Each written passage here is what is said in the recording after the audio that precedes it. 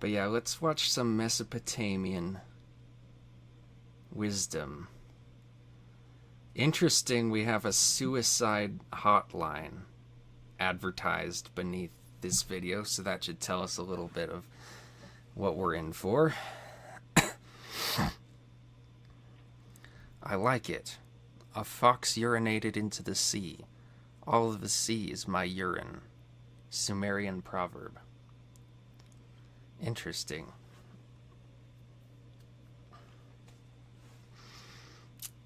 Well, shall we begin?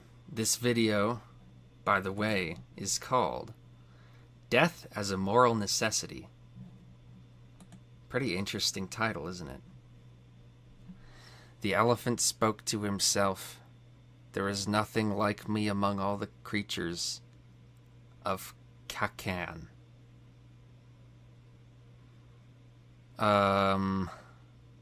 Unless there's another elephant in Akkad.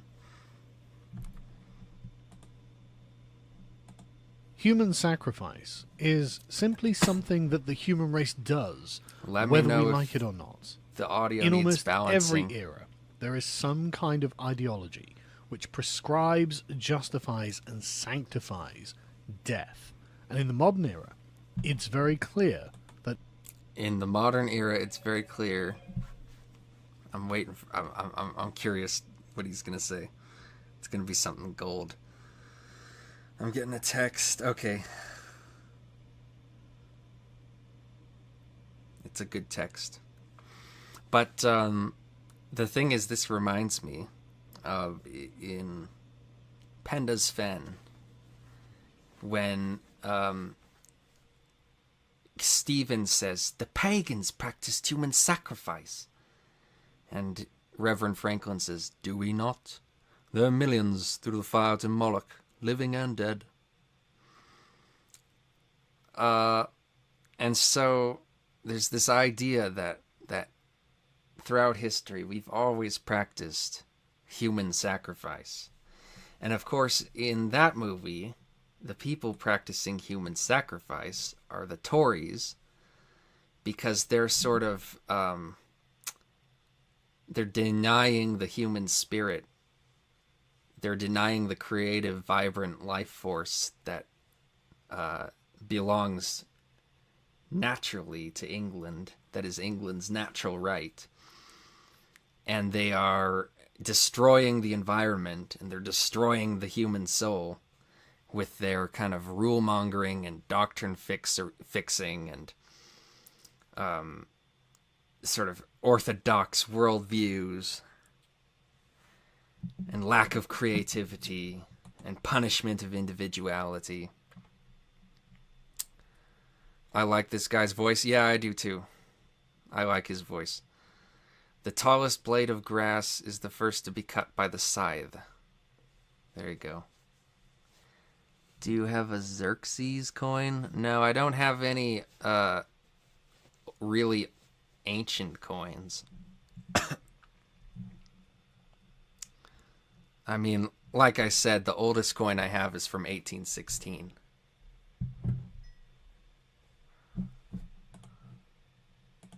in almost every era, there is some kind of ideology which prescribes, justifies, and sanctifies death. And let me guess, it's not going to be the Tories. In the modern era, it's very clear that that ideology is the most extreme left-wing form of liberalism. Yep, I knew it. Of course. The left-wing liberals. Yeah, he's actually starting to criticize liberalism finally.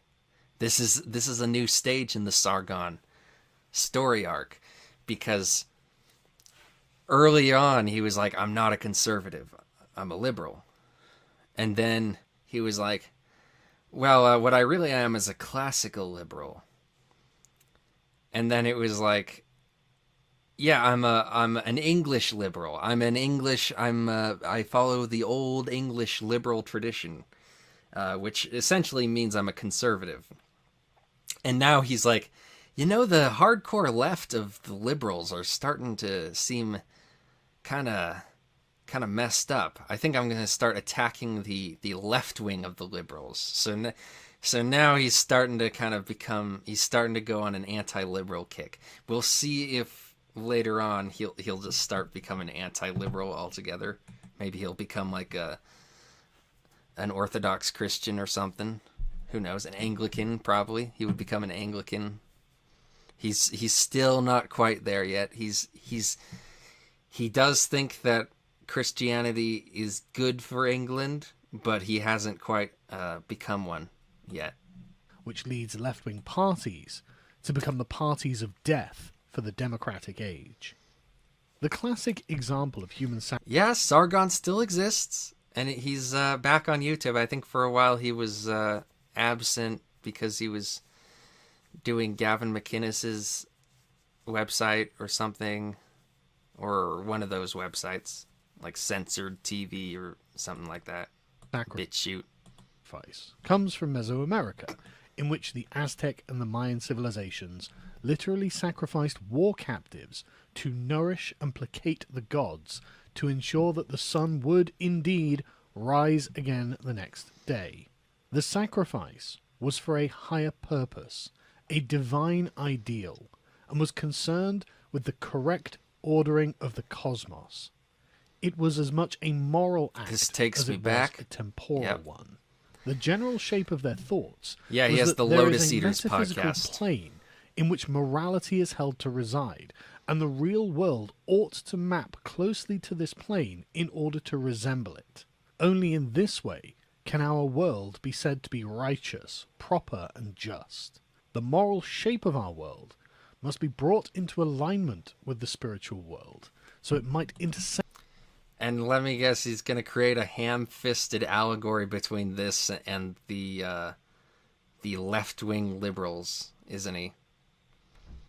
He's going to come up with some weird sort of way that the modern left ideology is analogous to this sort of idealism, having some sort of cosmic order of the universe and wanting to match the material world to that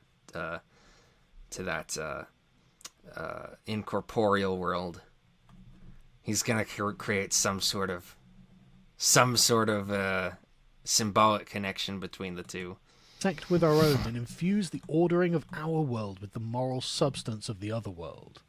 Finally, then, can we have peace of mind that our world is a good world. Sacrifice, therefore, changes the ontological status of a civilization. The sacrifice takes them from being fallen, immoral, and subject to divine wrath by failing to uphold the mandates of the gods, to being in the favour of the gods, to being just, ordained, and upstanding. A human life must, in cold blood, be taken for the moral order to be restored and maintained. And somehow this connects to the modern left. One of the emptiest heads of the 2016 SJW panic. Yeah, I mean he's only gotten worse, I think. He says that he's matured, but I don't know. I think he's just gotten indoctrinated, really. I think that's all it is.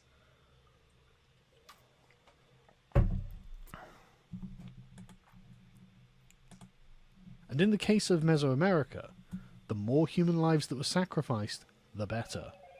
I have actually completed a full audiobook of the Popol Vuh, the Mayan epic of creation, which I'll link in the description. He's done audiobooks for a long time. Why their worldview is like this. It is easy to draw parallels between the impetus behind Mesoamerican sacrifice and the modern left, because now, as then, there is indeed a party of death, and it is a powerful moral force which impacts the very structure of our civilization. Consider the sacred TJ has status matured of more than abortion Sargon, in left-wing LOL. thought. A core tenet of liberal ideology is the freedom of the will. Any contingent phenomenon...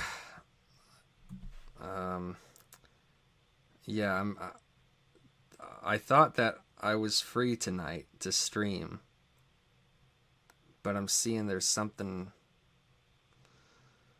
that came up, and I might not be able to stream tonight. That's really annoying. That's really annoying because I thought I was clear. And we have a good thing going right now. I feel good. Everything's good. Now this is interrupting me.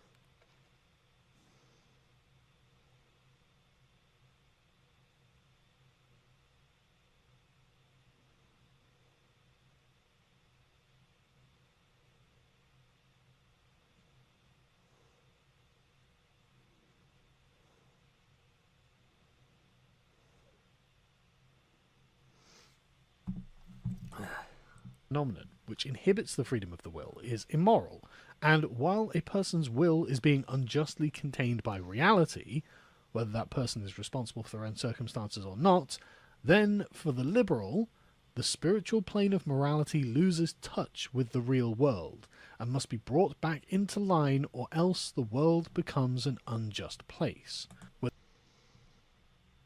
Yeah, it's just like you could make an analogy with anything like this. You could make an analogy with like any ideology to anything like this. You could make an analogy to Sargon's ideology and say like, yes, the natural order of things is that you know, I don't even know what Sargon believes anymore. He used to be a liberal. Now it seems like he's against liberalism all of a sudden. So I don't even know.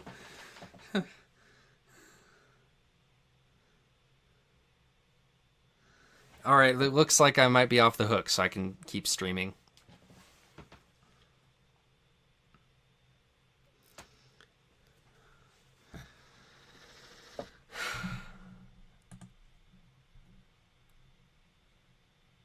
What's up? The Boys' 4th season was good. I've never seen that.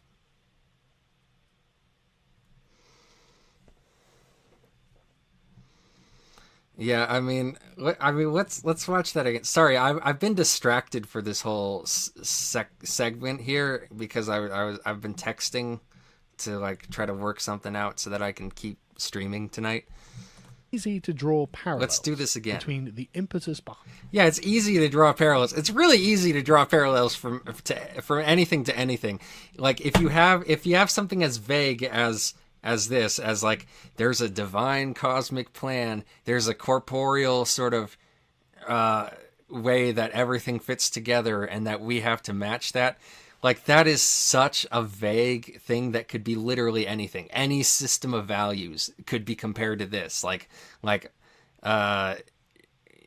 you know, like in this case, it seems like Sargon is just let's just hear him out here. American sacrifice and the modern left, because now as then there is indeed a party of death, and it is a powerful moral force which impacts the very structure of our civilization. Yeah, a powerful moral force that impacts the very structure of our civilization. Literally could be any ideology. It doesn't matter what ideology. If it's an ethical ideology, if it's a moral ideology, if it's an ideology that criticizes human actions, then it can be compared to this. It does not matter. He's just making this comparison because he wants to talk about abortion being human sacrifice. But like there's no actual connection between the two concepts at all. Consider the sacred status of abortion in left-wing thought. The sacred status of abortion in left-wing thought. I mean, he says sacred as if to compare it to the way human sacrifice was sanctified in Mesoamerica. But they're two completely different kinds of sacredness. One of them is based on a very humanist idea that people get to live the lives that they want to live, and that's held sacred in liberalism. And then the other one is based on this very kind of conformist establishment, religion, politics sort of order where the gods demand blood from humans in order to keep the seasons functioning accordingly and to keep the empire strong. one is a celebration of death, the other is sort of a reluctant acceptance of the necessity of death. Like on the one hand, we are sacrificing, and we're sacrificing humans as a matter of necessity in the Mesoamerican worldview too, but it's much more the death that is the thing that they're about in that situation. The death is the object, because the death will put them in favor of the gods through human sacrifice. There's no gods in this secular left worldview that just wants people to be able to live their lives, and so like killing babies is just a way that they feel that they have to put that stopgap in place in order to preserve the sort of the right of people not to have children if they don't want to. So it's a very different philosophical basis. The two things have nothing to do with each other. The only thing that they have in common is saying that like it's okay to kill humans sometimes, which the right does all the time as well. Like the right is always in support of death penalty. The right is always in support of like wars.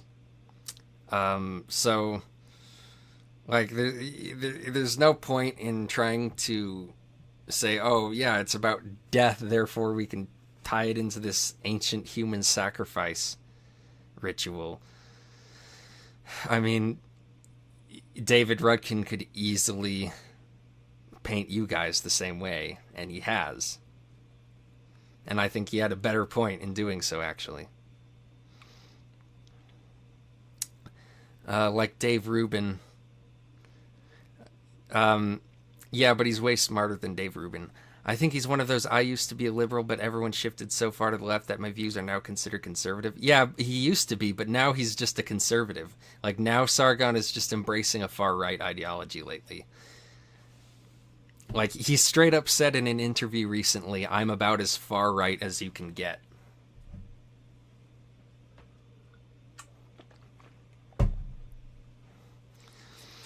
The Majority Report dunks on him every day. Dunks on Sargon every day? I'd like to see that. I know they dunk on Dave Rubin every day. But that's always fun. If abortions were human sacrifices and sacrifices please gods, where is the issue? Huh?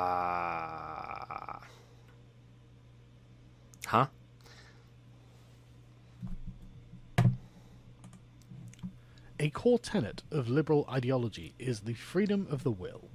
Any contingent phenomenon which inhibits the freedom of the will is immoral, and while a person's will is being Yeah, they have a moral philosophy. And because they have a moral philosophy, he's comparing them to this moral philosophy that has nothing to do with it. It's just like, yeah, these people believed that right things are right and wrong things are wrong, and so did these people, so I can compare them. justly contained by reality, whether that person is responsible for their own circumstances or not, then for the liberal, the spiritual plane of morality loses touch with the real world and must be brought back into line, or else the world becomes an unjust place, where the human suffering of being forced to mature into an adult who cares for their own child is thrust upon a woman against her will. Yeah, so if like this idea that like you have to like care about some fucking baby like just because it's growing inside you. Shut up. Shut the fuck up, Sargon. What a dumb idea. Like, it's meaningless. There's no secular justification for that. It's all just like this what do you call it? Just this fuddy-duddy irrational kind of morality. Just moral outrage. Which is ironically kind of the same thing he would have made fun of years ago in his old days, back when he was an actual liberal. He would have made fun of people like this, but now he's one of them. It's silly. Her ontological status changes. She is no longer free. She is now a mother, and tied down to her ontological status is not changing. Just stop using big words if they're pointless, like if they don't mean anything in the context. Nothing about her ontological status has changed. It's simply, it's simply that she has a big fucking inconvenience on her that could be like a big problem for her life.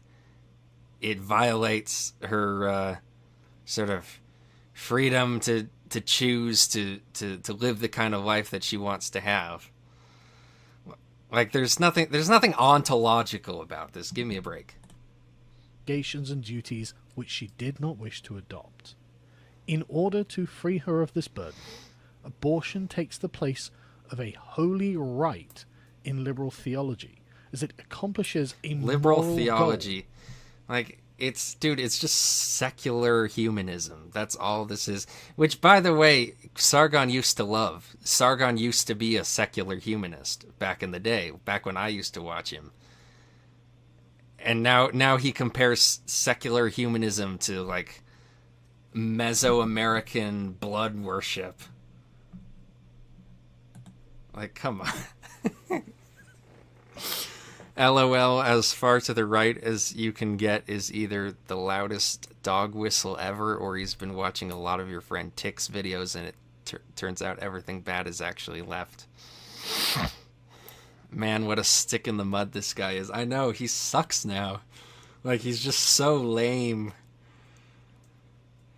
And, I don't know how much of that is due to him having kids, and how much of it is just due to him becoming more engrossed in this right-wing world.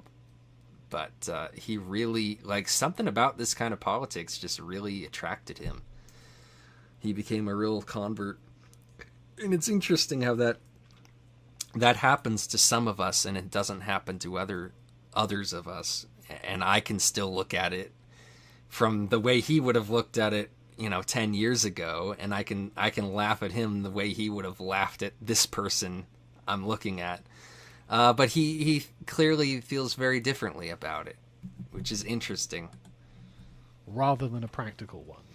If a woman is unable to terminate the life of her unborn child, then she is subject to evil and immoral outcomes because her freedom of choice is being inhibited. A woman's right to choose death for her own progeny is, for the modern liberal, a sacred act of sacrifice.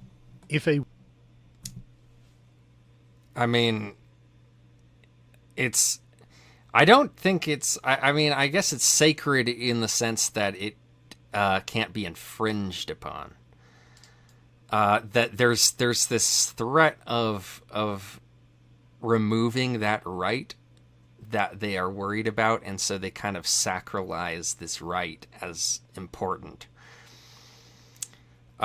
Which is different from it being sacred because it's literally appeasing a god as a sacred part of their religious life. It's a very, very different kind of sacredness, because in Mesoamerican society, the practice of human sacrifice was not under threat by some progressive reformist group who was trying to change things. As far as we know, maybe something like that was happening at the time, but it wouldn't have been recorded. Yeah, so like, if that were the case, then maybe you could draw a comparison here. But just using the word sacred, which I think, it can be applied to both of these situations, but it means something different in each of these situations. Using it to kind of compare them, it's a very Tick history kind of move, I think. The whole language game of it.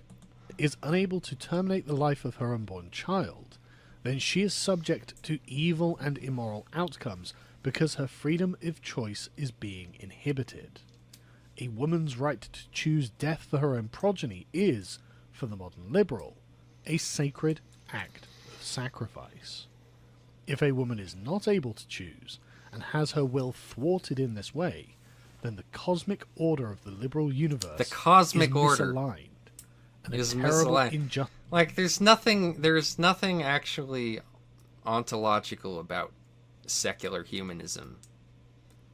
It's a totally like, there's no metaphysics in secular humanism. It's an ideology that's just about basic, like, human struggles and human wants and desires. Like, there's nothing about a cosmic order in this ideology. That's just a metaphor he's using.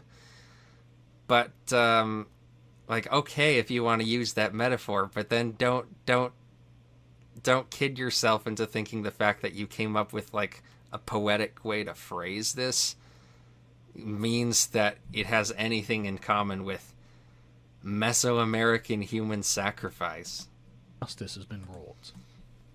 In these circumstances, it is only the moral act of a human sacrifice that can bring the real world back into alignment with the liberal metaphysics. No, the moral act of human sacrifice is not what brings this in alignment. Like, they're not killing babies to bring our corporeal realm in alignment with the incorporeal realm. That's not why they're killing babies.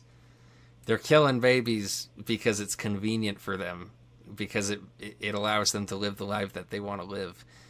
And it's not the act of killing the baby that is sacred, that is bringing things into alignment. It's the right to be able to choose to do that if you want to, that is bringing things into alignment with the way things should be, ethically, not ontologically, not cosmically, not metaphysically in any way at all, just ethically. It's just basic ethics, you know, skipping all of that other bullshit that people used to care about in the past, just dealing with the on-the-ground realities of daily life. That's what we're talking about. But he's making this big fucking thing out of it, and I think it might be because Sargon just thinks of everything this way now. Like, he's got JUNG-BRAINed now. He's got, like, infected with the same disease that what's his name, Jordan Peterson was infected with, where now everything has to be some religious thing for him. Like, there is no life that isn't religious. There is no life that isn't, like, expressing some, like, deep subconscious archetypal impulse of the human spirit to connect with the divine. It's like there's no on-the-ground realities for Sargon anymore. It's all religious, which is funny because he's still, as far as I know, an atheist. Plane, and reinfuse our reality with the moral substance that will put the liberal's mind at ease. We see this in the reaction to the repealing of Roe versus Wade, and the restoration of the question of abortion being returned back to the states. If this was simply a... He didn't even used to be anti-abortion back in the day. At most, he was like... He didn't like people celebrating abortion. But he didn't even used to be anti-abortion. I think he used to be okay with choice back in the day. Question of practical matters, then even the most ardent pragmatic defender of abortion would shrug and say, well, they made their beds, they will have to give birth in them, and go about their day. However, pro-abortion activist, pragmatic defender of the question of abortion that will put the liberals' mind at ease. We see this in the reaction to the repealing of Roe versus Wade, and the restoration of the question of abortion being returned back to the states. Okay. If this was simply a question of practical matters, then even the most ardent pragmatic defender of abortion would shrug and say, well, they made their beds, they will have to give birth in them, and go... Why? What? Huh? Why? Why would they ever think that? Huh? Am I missing something? What? About their day. However, pro-abortion activists instead found themselves in a horrendous position, lamenting the lack of moral rectitude that had Well, yeah, no shit. The thing that was so important to, like, reproductive rights is now under threat. It can now be actually legitimately attacked by states, and has been. So why wouldn't they be upset about that? Like, just like, how does being practically minded, how does being day-to-day down-to-earth minded mean that, like, nothing matters to you? That's not this. They're not nihilists, dude. They're liberals. They're not just like, oh, whatever. That's life. Who cares? It's like, no, this actually fucking matters to them, and why shouldn't it? Like, what's impractical about caring about practical issues enough that it really matters to them? Like, what a weird point he's trying to make. What a very, very strange point. You look like Mark Duplass. I have to look up this person. Mark Duplass. Every opinion I don't like is actually some convoluted psychological archetype, dark impulse, no need to discuss it objectively. It's so funny. I think he's been reading too much Jordan Peterson or something. He's got JUNG-BRAINed. Mark Duplass. Well, he's very handsome. He's a handsome man. I don't know if I see the similarity, the resemblance, but I will take the compliment. Fall in the United States. There were some places in their country where women were not entitled to sacrifice their own children to restore the moral order of the nation. Needless to say, this will trouble them forever. They're not sacrificing their children to restore the moral order of the nation. It's the ability to have the choice to sacrifice their children for their own lives that is maintaining, I guess, the progressive, liberal, humanist moral order of the nation. So, like, the way he's phrasing it is implying some connection to this stuff, this human sacrifice stuff, that just is very clearly propagandistic in its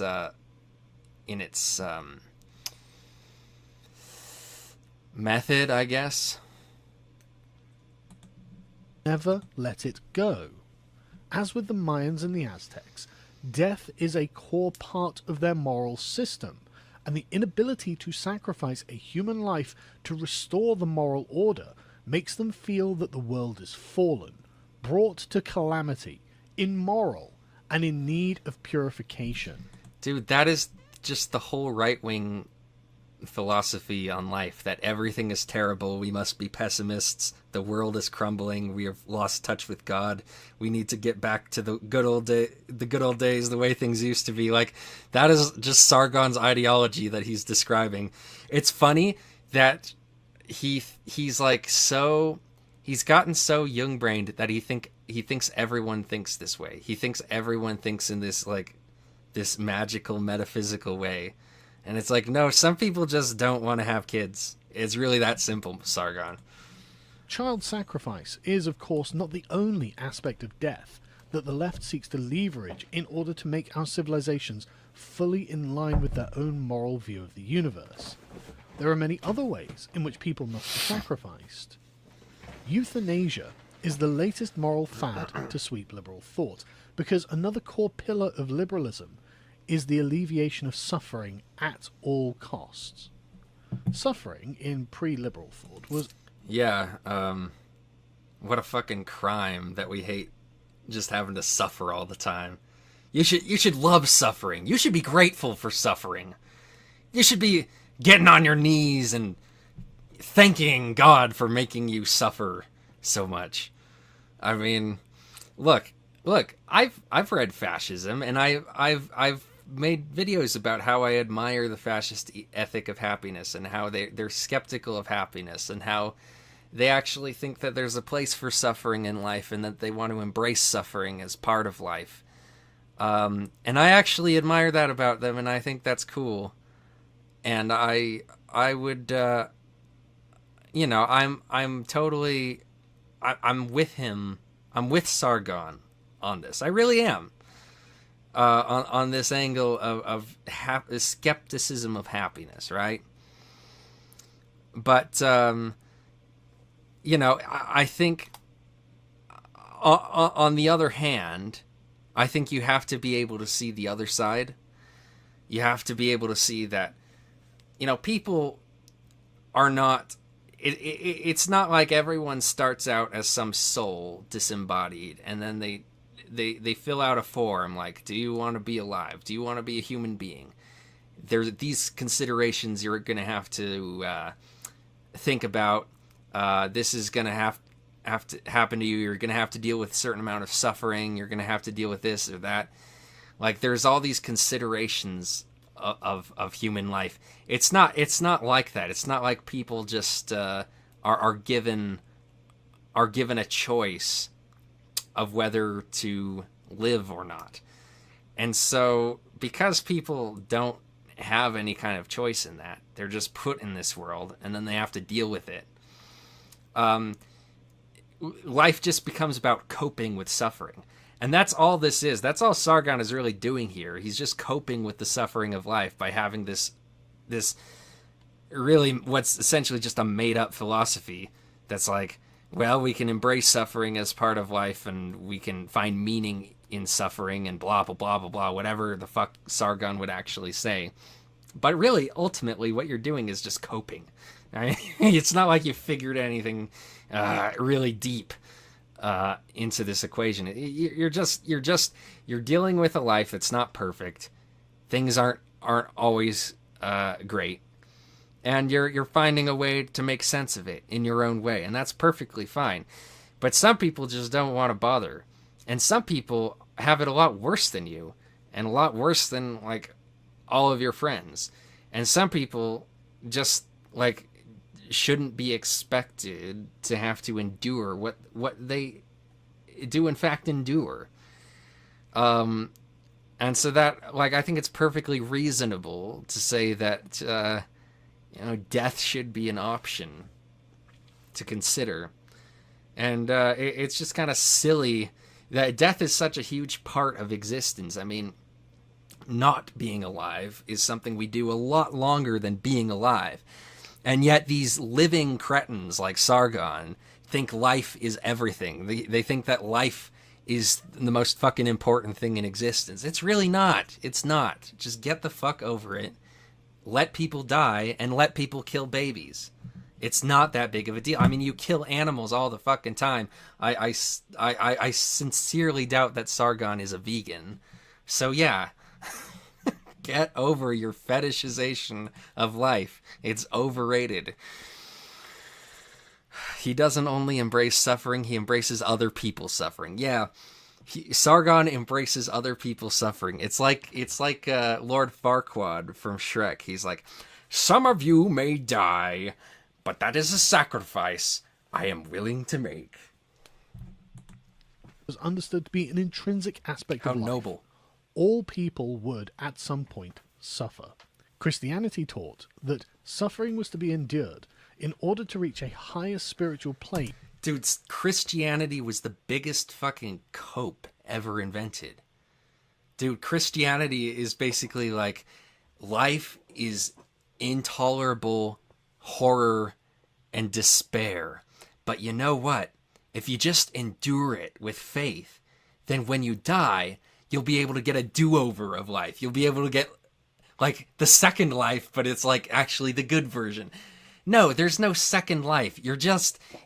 existence has some pleasurable qualities to the exister, and it has a lot of unpleasant qualities because, we're not evolved to be happy. We're evolved to keep ourselves alive. And so the things that are going to keep us alive are going to make us happy, to encourage us to keep doing them.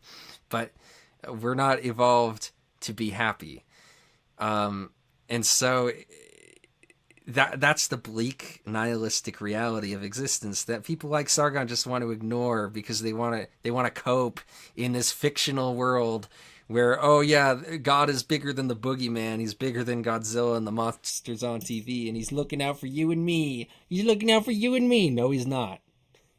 Stop being stupid. And of course, Sargon knows this because he's an atheist, and yet he will never acknowledge it because he has the incongruent worldview of being an atheist who's irrationally against nihilism. And therefore prohibited suicide as a sin. Suicide inflicts terrible emotional pain on the victim's friends and family. Oh, suddenly you care about suffering? Suddenly you care about pain? Fucking cry me a river, dude. You see what this is? You see what this is? This is the smallest violin playing for all your family members of suicided humans. All the unimaginable emotional pain that you didn't give a shit about before, and now suddenly, because it suits your anti-nihilistic worldview, suddenly, oh yeah, other people's pain matters. Fuck you, fucking hypocrite. To kill yourself. And I'm not against hypocrisy. I'm just against when people pretend they aren't hypocrites. That's what I have a problem with. Is to leave a void in the hearts of those who love you, forcing them to forever wonder if there was something they could have done differently. Boo-hoo. Wow, what a fucking pussy, dude. He starts off by having this hard edge, like, man, people just gotta toughen up. They just gotta grow up. You know, learn to love the child that they're saddled with, even though they don't want it. They gotta learn to love pain so that they can suffer through life instead of killing themselves. But then when he's talking about the people around the suicider, then he's like, oh, the victims. All the innocent victims who are suffering because this guy decided to, hit the road jack. What an idiot. How does Buddhism do the whole embrace suffering shtick and make it seem so chill? Because Buddhism isn't about trying to change the world to be the way that you want it to be. Like, Buddhism isn't about what Sargon does, where he's like, oh, you guys want to be moral nihilists and humanists and live your lives according to your own free association and free will. That's bad. We can't have that. You have to behave exactly the way we want to. Buddhism is just about finding harmony with the world around you and just being like, well, all of these problems that I have seem to all come down to the fact that I really want something to be a certain way. I want to have things in a certain situation, in a certain condition. That's exactly the way I want it, fine-tuned to my specifications. Maybe it's the fact that I want all this so bad that's causing my suffering, that's causing a lot of the neuroticism in my brain. And maybe if I just let go with all that and just accept things as they are, I'll be able to just kind of, coast through life and not have to be such a stick in the mud all the time. Not have to cause a lot of my own misery. So it is a very chill sort of philosophy, and it's a better philosophy than this kind of arcane sort of Toryism, I guess. No one bigger than the king of the monsters. God is bigger than the king of the monsters. Whether it was somehow their fault. However, to the modern liberal, if a person is suffering in any way, then the moral thing for the liberal to do is simply to encourage them to end their own life. Instead of... So, just listen to how incoherent void this is. In the hearts of those who love you, and therefore prohibited suicide as a sin. Suicide Christianity prohibits suicide because...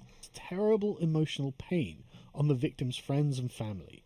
To kill yourself is to leave a void in the hearts of those who love you, forcing them to forever wonder if there was something they could have done differently, whether it was somehow their fault. However, to the modern liberal, if a person is suffering in any way, then the moral thing for the liberal to do is simply to encourage them to end their own life. Like, this is so incongruent and nonsensical. He's like, he's criticizing suicide because it causes suffering, and then he's criticizing the people who are promoting suicide because they want to end suffering. This is the most nonsensical argument ever. And by the way, he says that if people are suffering in any way, the liberals want them to kill themselves. That's not true. That's just a straw man of liberalism. That's a straw man of the euthanasia argument. Life. Instead of enduring the pain for the sake of others and to attain a higher spiritual goal, the existence of the pain itself. Dude, it's so funny how these right-wingers have to go through extreme lengths to come up with these like abstract metaphysical jargon justifications for the things they believe, and then when you watch it, they're the easiest, most flimsiest arguments to refute. Like they have the weakest position ever, and so they have to come up with all this fluff to make it look like they have anything behind what they're saying, but when really you can just go and just blow it down in an instant. It's so funny how they put in all of this effort for nothing. You know, they might as well be making a house out of cards for all the effort they're putting into this stupid artifice. Puts the world outside of the correct moral cosmic order, for their goal, the liberal goal, is to end pain entirely. Whilst you suffer, the liberal is in an emotional state of unease, and therefore the best thing you can do is to terminate your own life for the moral good of their universe. It doesn't matter if you are otherwise not for the physically moral healthy good of their universe, just for your own good, because there is no abstract moral good of the universe. That's what secularism is about. That's what this whole nihilistic worldview is about. There is no abstract moral good in the universe. It's just about what's good for us because we're the ones having to deal with it. You know, if it comes down to us, if it's on our backs, then we should have a say in what happens. person who is put into a state of depression because modernity has deprived you of a rich spiritual life, to them it is good that you end your life so that they can feel that the scale... Yeah, modernity has deprived us of a rich spiritual life, but you know what it has given us? A rich material life. And I'm sorry, but if you went to those fuckers back in the Middle Ages who had a rich spiritual life and asked them if they would want to exchange that for a rich material life, I bet 95% out of 100 of those people would pick the material existence that we have now over their scrounging and coping with their religion that on some level they just know is a coping mechanism. I mean, yeah, people are depressed now. People do feel alienated from spirituality, and I think that that's something that we need to address as a culture, but this is not the way to address it. Scales of pain versus pleasure are not unjustly weighted in the favour of pain. Moreover, you will be venerated as a saint for doing so. You will be written up by liberal newspapers as a virtuous person, despite the damage you have done to the lives of those who loved you. I don't think so. Like, this is not a celebratory article. I'm guessing he got this from The Guardian or something. This is not a celebratory article. This is actually, believe it or not, the liberals who write about this stuff write about it because it's sad, and they're sad that it had to come to this. But they are raising awareness about this issue because they think that more needs to be done to address mental health on multiple levels, including euthanasia as one avenue for people who just can't, for whom nothing else works. It's actually, this whole spiritual crisis is affecting them, and they're noticing it, and they're trying to come up with solutions that don't involve just coping in the old-fashioned way where you have to kind of deny the reality of your senses as a modern man and believe in something that's just clearly not true. Like, obviously that's just a way of coping with reality that's out of date, and we need new methods of coping that kind of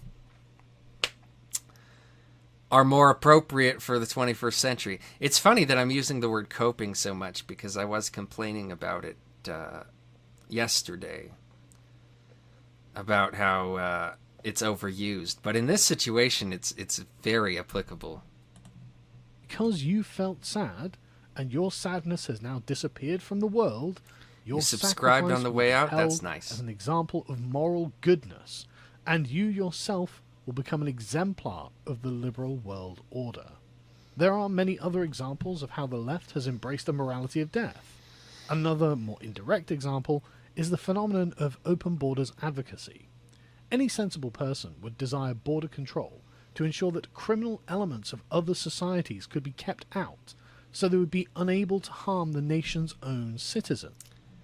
I mean, that's one way of looking at it, but it's not the only way of looking at it. You can also look at it as there's a lot of, like, as crime is a thing that is brought about by socioeconomic issues, and that the way to handle those socioeconomic issues is not to just build a wall to keep the rest of the world out, like we're living in the Dark Ages.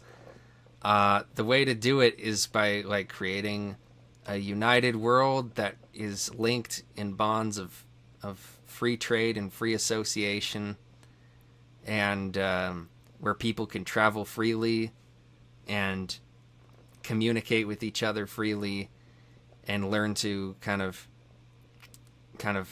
embrace our differences and blah blah blah, all the sort of left wing stuff, and like part of that is like having real solutions for dealing with crime on a socioeconomic level, on an environmental level, that don't just involve trying to keep the bad man out, keep the bad demon out of the fortress by like raising up the drawbridge. You know, like there's other thoughts about how to approach this. But of course he doesn't care about the actual nuance of the conversation, because to him it's just black and white, good, evil, the angel, the demon, Manichaean, blah blah blah blah blah blah blah. I mean, it's this kind of brain rot, man. And I think he got into a lot of this stuff because of his interest in history. I mean, that's why the Akkad thing is his aesthetic, and I think that he loved history and he loved historical perspectives, and then through that he kind of tricked himself into thinking that people in the past knew what they were talking about, and it's all the modern ignorant people who are missing out on the real ancient wisdom of our tradition. But I think if he, maybe gets his nose out of the book for a little bit and looks at the real world around him, he would see that there's a lot more to it than that. There's a lot more to life than just these very sort of I don't know. I'm losing my train of thought there. But you know what I mean. I've explained myself pretty thoroughly here. But the extreme liberal position of open borders is yet another example of how the restriction of some people to preserve others brings the world out of line with the liberal metaphysical order, and this must be brought back into line, even though the liberals themselves know that this will result in death. In liberal philosophy, a liberal democracy is not really liberal. The liberals don't believe that a world without borders will result in death, whatever that means. Who's dying in this situation? Is it all of humanity? I don't know. I don't know who he's talking about specifically dying in this scenario. Like, is it just like violent crime coming in from the third world that's going to be the death in this situation? I don't know. I really don't know. But no, liberals don't believe that. So you might say maybe they're wrong, but you can't say that they're, like, willingly undermining the human species because of some metaphysical religious worship of death. That's so stupid. That's exactly the same kind of thing that, like, that's like the people who said that the Jews were committing acts of human sacrifice in Eastern Europe back in the day. It's that same idea. I mean, Sargon is literally talking about human sacrifice. He's saying that these smart, well-read modern people who have modern solutions to modern problems are really just satanic devil worshippers who are killing babies for the devil. That's basically the argument that he's trying to make, even though he's cloaking it in all of these semi-reasonable, semi-rational terms. That's basically, when you get down to it, he's basically an old school anti-Semite from the 1800s. Between different kinds of people. A true liberal views humanity as all of one kind, one people, universal individuals who belong to no place and no time.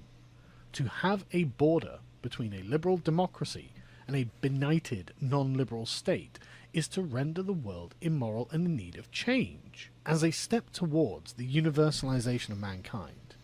To allow as many people as possible to illegally enter into the liberal democracy. I like how he's talking about this as if Mexico is not a liberal democracy. As if Mexico doesn't have presidential elections and their own legislature and their own government that's very much inspired by the American government and the culture of liberalism brought into the Spanish Americas from the French Revolution. I like how he's just ignoring that and making it seem like Mexico is some like backwards dictatorship. I mean, they are kind of like a lot more corrupt than the United States. They have a lot more direct organized crime influence on the government. But it's not like the United States doesn't have any of that either. And so really we're just talking about degrees of corruption and inefficiency and social destabilization and economic well-being, which of course the liberals have actual real-world solutions to that he doesn't want to listen to because he thinks they're woke. It's like he thinks we're all living in the Tolkien verse or something. LOL. Orcs versus elves. It really is. And J.R.R. Tolkien actually had a pretty similar worldview, I think, to Sargon. Tolkien considered himself like sort of an intersection between anarchist and monarchist, which is kind of strangely common among monarchist thinking. And I actually have, for a long time, I've wanted to make a video about the intersection between monarchism and anarchism, because there's interesting ways they kind of intersect with each other. But I do think he had a very kind of fuddy-duddy traditionalist worldview. And I do think that he kind of, to some degree, kind of fetishized England and this certain nostalgic idea of what England meant to him, which is, there's nothing necessarily wrong with that. And I really like that worldview and the way he expressed it in his art. I think that was totally fine. I don't know, however, if politically I would agree with a lot of Tolkien's worldview on modern politics. I know that he was a Franco supporter in Spain, which is not the side I would go with, although I can kind of understand why someone would at the time. But that should tell you a little bit about where his ideas were on politics. I dislike Sargon, but national border is necessary not to stop criminal element, but to keep common idea of people and mythology about national sovereignty to keep multicultural nation together. Not sure what your point is there. But maybe you'll elaborate. You call yourself Black Shirt Socialist, so it seems like you have a slightly unorthodox worldview there. Is a moral necessity because it expands the breadth of the territory of morality. Until all of mankind is under the liberal order, then of course there will still be work left to be done. But the more of humanity that is under their remit, the better. They know that this means to allow unvetted, unchecked, and unknown strangers into the country, where they will be free to do whatever they please. They know that this makes liberal democracies a haven for foreign criminals, and it's no surprise that there is a disproportionate amount of criminality from such illegal immigrants. They have seen the statistics, they have read the news articles, and they don't care. They know there are going to be casualties of such a policy, and the victims of these people are worthy. Yeah, and those victims Sargon cares about, but the victims of conservatism he doesn't care about. He has a very selective worldview when it comes to suffering, and whose suffering matters, what kind of suffering matters. Oh, this suffering is just unconscionable. We can't handle the suffering of people who have to deal with immigrants coming into their country and bringing crime.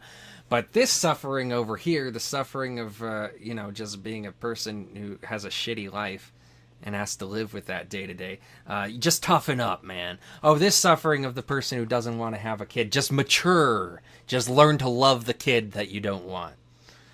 Okay. Like, at that point, just be like, yeah, I want these things, they want those things, you should want what I want, I'm going to force you to want what I want. That's basically what Sargon's worldview is. He doesn't actually have any, rational justification for this. Sacrifices for the construction of a world order that they can call truly moral. It is a similar story with the left's desire to empty the prisons. People are prisoners not by choice. They are instead victims of society, and so we must liberate Some of them are. them as soon as possible in order to bring about the correct liberal state of affairs.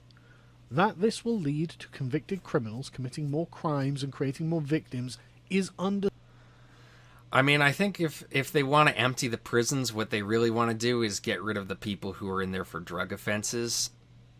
I think that's what they want to do. I don't think they want to get rid of prisons. I think they want prison reform. I think they want to make prisons more liberal.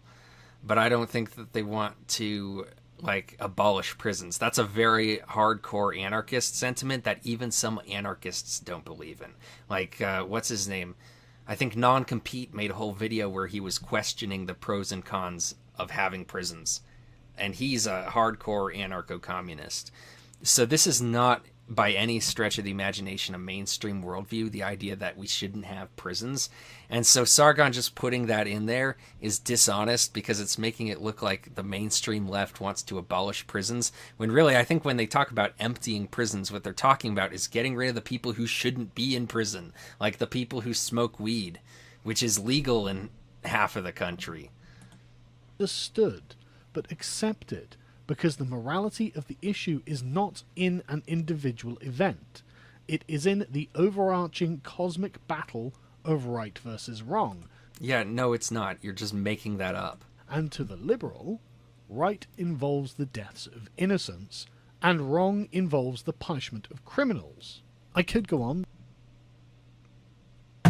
That's also the conservative worldview. I could easily make a video just mimicking this exact style and just arguing from the opposite perspective. You're not saying anything that's actually original to your side of the aisle. All of these exact same points could be made against you, and they would make just as much sense. But I think the point has been made that death in the form of human sacrifice is a core component of the left-wing liberal worldview. They need it to make the world a moral place, and they will stop at nothing until they... Okay. That's enough of that. I think Non-Compete can't be really called anarchist anymore. He's still closeted, but he's a Marxist-Leninist. Well, his wife is a Marxist-Leninist because she's Vietnamese, so that would make sense. Let's read some of these comments.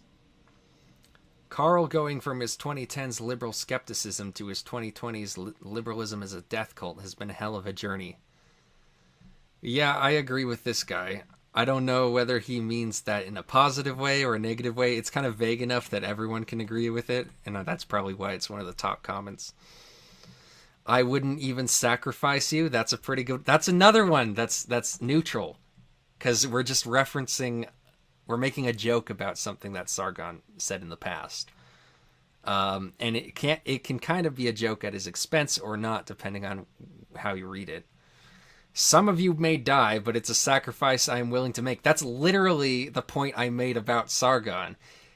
Without context, again, it can be interpreted either way. It can be the way I meant it when talking about Sargon's view. What was I talking about? Some of you may die, but as a sacrifice I'm willing to make. It was like how he thinks that people should suffer because suffering has meaning. That's what I was talking about. But it could also be again about what Sargon was talking about the liberal death cult. So again, like, all of these comments are very neutral so far. And the people who think the Spanish steamrolled through the Aztecs with a few thousand guys armed with primitive muzzle loaders do not understand the discontent felt by all tribes not Aztec who were being sacrificed to ensure the sun's rise, among other things. The Spanish saw their hatred of the Aztecs and said, hey, we're going to take them out. Want to come in? And those non-Aztec native people said, take out the Aztec? Yeah, we're in. Well, sure. I mean, at the time, it would have seemed like a good idea, and maybe it was. But then, I'm sure that if you were to talk to those same people's descendants in 100 years, they wouldn't be very happy with Spanish rule, because a lot of Spanish rule in the Americas was very exploitative, and there was a lot of slavery, and there was a lot of sort of cultural genocide. Which, I mean, from one way of looking at it, with the human sacrifice, you can see the cultural genocide is a good thing. Like I think with sati in Hinduism, same argument can be made. But yeah, I mean, there was a lot of problems. Just watch. I was gonna say watch a video by Bad Empanada, but now I'm realizing that I should never ever recommend Bad Empanada under any circumstances. So don't watch a video by Bad Empanada. But there's plenty of people who've made videos about the brutality of the Spanish in Mesoamerica. Rush Limbaugh always called abortion a feminist sacrament. I'm pro-choice. Can I choose to keep the kid? Why would you even do that? No, nobody cares. Nobody cares if you want to keep the kid. That's not... Pro-choice is literally just about giving them the choice. Like, that's what it's about. People don't mind you having a kid. It's not like these are people who just want to end the human race. Most of them. My body, my choice. You made the choice to have sex. That was your choice. Not always. Why do you think that was... No, that's not... It's not your choice all the time. That's just a gross overgeneralization. But okay, yeah, that was my choice, and I also want this other choice. Why does it just have to be this one choice? Why can't I have both? Silly, just this sort of one-up style of argumentation, like a rap battle kind of argumentation is what this is. This is like some catty shit. It's not actual rhetoric that means anything. Kind of like antinatalism. We suffer, therefore we ought not to be. It seems like a perfectly reasonable worldview to me.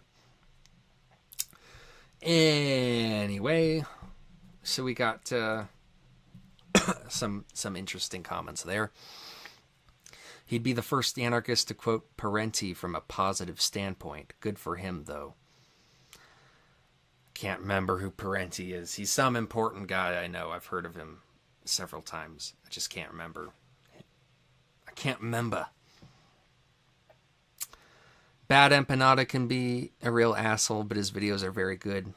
Sometimes they are. I hate him, though. He's one of the few YouTubers I just hate. I will continue. What I mean by border here is territory/land claimed/occupied by a community of free individuals who voluntarily unite through a social contract with each other. Yes, what you are describing is something that has pretty much never, ever existed. But okay. Next.